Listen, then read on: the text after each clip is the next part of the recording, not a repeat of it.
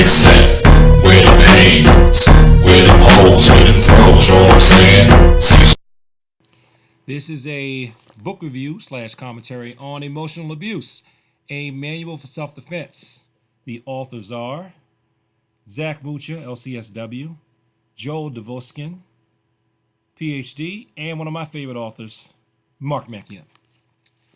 Now, I found out about this book because I went to one of Mark McYoung's web pages, and I think it might be his actual personal page. And I just said, hey, I know all these moves now. I've risen up pretty high in the martial arts ranks. And while I'm not an expert on very many weapons, if any at all, really, I can fend off weapon attacks. I've dealt with multiple attackers before. I've gotten self defense down to the point where I can even shut down things before they start. So I am a paragon of deflating or diffusing physical conflict towards me. But when it comes to emotional conflict and emotional abuse and being used and abused by people, I'm still a white belt. I don't know if we ever get to the point where we can never be used as long as we're interacting with people. So I said, when it comes to the emotions, I got nothing, especially after the last narcissistic attack I endured. So then, bam, Mark slaps up this book, Emotional Abuse. So, like I typically do, I was going to drag my feet, but I said, nah, I'm going to go ahead and get it. So I went and got it. And I'm going to tell you this stuff is good. Now, no matter what I put in this video, please go and get this book. Don't think no matter how much I talk about this book that you've got it, because you don't. But there are a few things here that I think it can't be said enough, so that even if you read the book, I don't think that I'm really giving away anything, that doesn't bear or needs to be drilled into your head over and over and over and over again. One thing is that we tend to repeat whatever we learn in childhood. If we're not careful of that script that's been written into our mental programming, we repeat it over and over again as an adult. And that's something that I've always known as an adult, because I've heard that a trillion times. So then I had to realize, oh my goodness, I'm doing it again. And what's interesting is now, this isn't in the book. Now I've started to notice if someone reminds me of someone that I knew in my past, I need to be mindful of that. I need to be mindful of that even in the negative, because there were people, I met some people who have reminded me of people that I've known. And these are people that I had negative experiences with, to the point where the person even in my mind resembles some of the people I've had problems with. And I should have trusted that intuition, and I didn't. And that's how one narc got under my radar.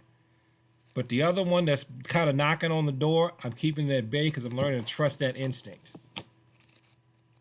Because when I look at the person, I'm like, they don't really physically, truly 100% look like that person, but they look like them enough to me, and that's my subconscious mind warning me to keep some distance. But let me go back to the book.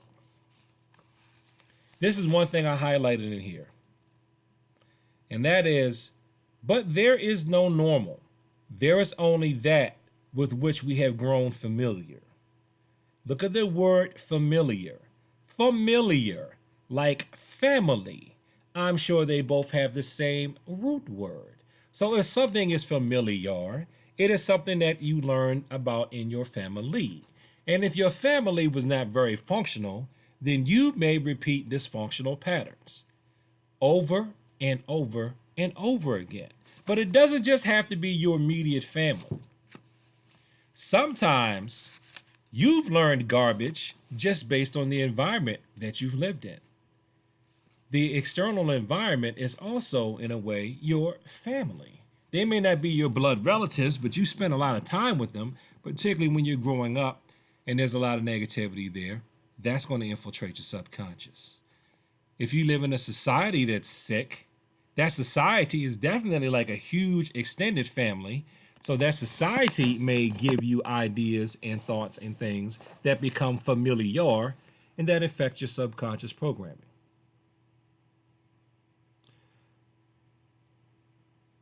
So now I'm going to read this part right here where they're talking about the perception of self. And basically, right here, this is how we talk ourselves into allowing other people to run ripshod over us. This part right here says, I am good when other people accept my behavior. I am bad when other people disapprove of my behavior. And the other side of the coin is, I am good when other people do as I want. I am bad when other people do not do as I want. Do you see how dangerous that can be? Because what if the people who don't accept your behavior are bad people? What if they ain't acting right? So you want to act right, you insisting on act right. They don't want to act right. They're not going to like your behavior. I am bad when other people disapprove of my behavior again. Now, I know a lot of us who come from quote unquote the hood. I don't come from the hood, I come from the wood. But people that come from, let's just say, a negative environment, your good behavior is not going to be acceptable to people who want to practice bad behavior. So there's nothing wrong with you. And that's why I bring up race every once in a while on this channel. And some people will say, why do you talk about race at all? Because I know, if you come from a black American culture, especially if you're around my age, I'm almost 50, and you had some of that post-civil rights leanings in there, okay, fine. How can I say this? Yeah, there are things that happen. How can I say this?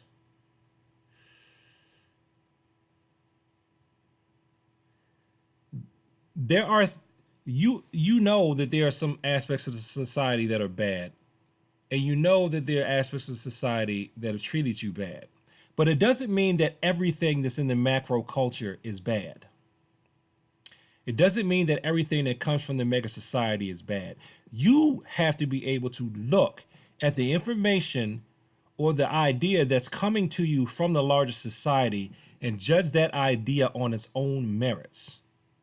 You have to do like Bruce Lee says with Jeet Kune Do, which he said that we were supposed to do, that a lot of us as martial artists still fail to do. You have to take what's good and what's useful, absorb that, and throw away the rest. That's what you need to do. A lot of times there's pressure from aspects of the black community, and now, dare I say, I will call those aspects racist, that want you to stay in what could possibly be in narrow-minding, limited, self-defeating behavior just because it's quote-unquote black, or for you to stay black, or for you to say, down with us. I know a lot of young people aren't using that expression anymore, but that expression kind of creeps up every once in a while. And it was a guy who said this to me when I was in high school. I wish I remember who it was, besides Mr. Brown. I know Mr. Brown said this one. But it was another guy that said this too, where they was talking about that thing. People are talking about you down with them. Yeah, you're going to be down with them. You're going to stay right down in the gutter where they are. He yelled that at me and he walked off. And I was just like, what? But now, I'm glad he did that. I'm glad he said that because I get it. And I'm reminded of that from this excerpt of the book. Just because somebody says what you're doing is bad, that doesn't mean that it's bad. It could be bad to them. You need to be honest with your spirit and your mind and yourself and your body and realize what is truly good and what is truly bad. You've got to learn good from evil. And there is no one group that's all good, and there is no one group that's all evil. Now, when they're talking about the opposite side of the coin, I am good when other people do as I want. I am bad when other people do not do what as I want. Do what I want. Now think about that. What if the people are doing what you want because you're using fear and intimidation? That doesn't make you good. You're not good if you're getting people to do what you want out of manipulation. No. You're good to get people to do what you want when it's from judo, mutual welfare and benefit. From taekwondo, if you're operating out of courtesy and integrity. especially integrity. That's when getting people to do what you want is good. If it's beneficial to you and them, and if you're coming from a place of integrity. I am bad when other people do not do what I want. You're not bad when other people are acting bad. If you want them to act right and they're not acting right, that doesn't make you bad. That makes them bad. So that's something else for you to think about when you're trying to judge your behavior by how your behavior may be affecting others. That's yet another instance of where you have to look at right and wrong objectively. So those are just two minor points from this book. If I decide to really dive into this book, you would be here all day. So please go check out this book. I'm just going to read some of the highlights of the chapters real quick, and then I'm going to end this so this won't be an hour-long video. The Perfect Weapon. That's interesting. What was it? The Perfect Method. Bad Math. Balancing the Emotional Ledger. Let me find another one. Empathy.